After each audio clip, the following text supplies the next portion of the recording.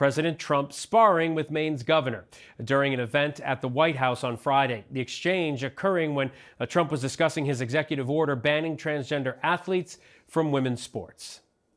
Are you not going to comply with it? I'm complying with state and federal laws. We are the federal law.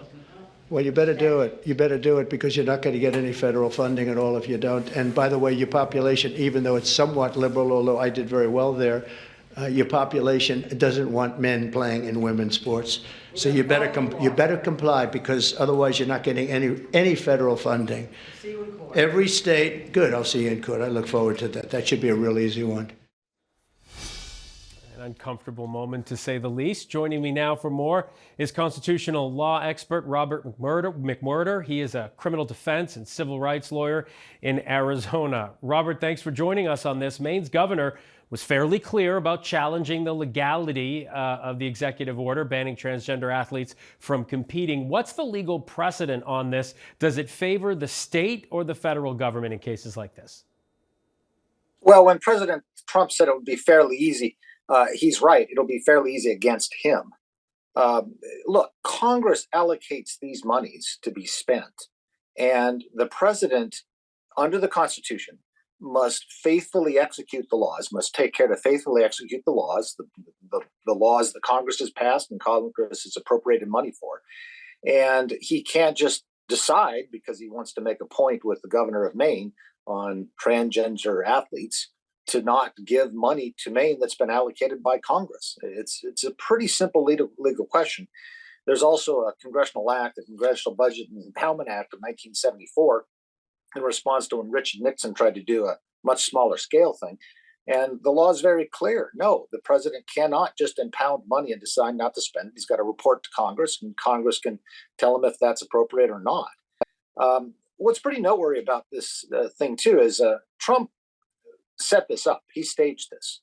He laid it all out for the governor and kind of set her up, took everybody aback. But this was all kind of planned and kind of like an episode of The Apprentice. So Maine's governor also says if Trump tries to take away the federal funding for Maine's school children, the state attorney general will take legal action. What does something like that look like? Well, they'll immediately go into federal court, ask for an injunction from a federal district court judge. That will either be granted or not. It has nothing to do with the merits. Very well could be kind of pertinent or how direct the problem is going to be. And then it will potentially go up to the Court of Appeals, and then the U.S. Supreme Court can then wait on this at that point. In rare cases, the U.S. Supreme Court can take it right away, but they might wait and let that process go. And that's happening in a lot of different circumstances right now. So the Department of Education sent this letter to a Maine education official yesterday announcing an investigation into whether Maine is still allowing athletes who are identified as males at birth to participate in girls' athletics. Does the federal government have legal standing to even investigate schools at the state level in this way? No, in fact, the authority would be the opposite. If a child is discriminated against for basis of, say, sexual orientation or something like that, then they would have some authority under acts of Congress, but they really don't otherwise. And also, we really need to put this in perspective. I'm not sure how many transgender children there are playing sports in the entire state of Maine. Across the country, we're talking about less than 1%. Obviously, Donald Trump figures that he can pick on every transgender person and issue and not lose many votes in this little game in the culture war. That's what this is about. I think it's just a publicity stunt on the part of the president. And again, I think he's on very, very, very weak legal footing, but he makes a big show of it. All right. Well, that's why we come to talk to you about issues like this. We want to find out about the legal footing. Robert McWhirter, thanks so much for your time. Appreciate it. My pleasure.